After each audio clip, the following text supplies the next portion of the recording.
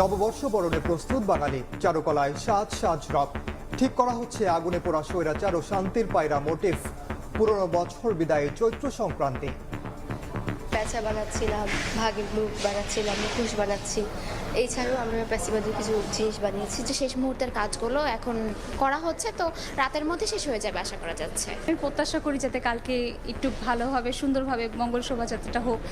আতশবাজি ফোটানো যাবে না এবং শব্দ দূষণ হয় এরকম কোনো বাঁশি ব্যবহার করা যাবে না। সাধারণ মানুষের নিরাপত্তার পাশাপাশি মা, বোন এবং শিশু এবং যারা বয়স্ক তাদের নিরাপত্তা দিকে আমরা বিশেষভাবে নজর রাখব।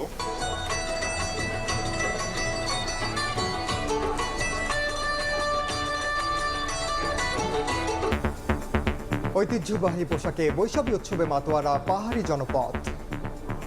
পুরোনো বছরকে বিদায় দিয়ে নতুন বছরকে আমন্ত্রণ করছি। 2025-এ এসে যে আনন্দ অনুভূতি হচ্ছে, খুব ভালো লাগছে আমার। সবার সাথে একসাথে বের হতে পারতেছি, সবার সাথে দেখা হচ্ছে। দেখছিলেন প্রধান শিরোনাম। দুপুরের সময় সঙ্গে আছি আমি আলিশা ইসলাম।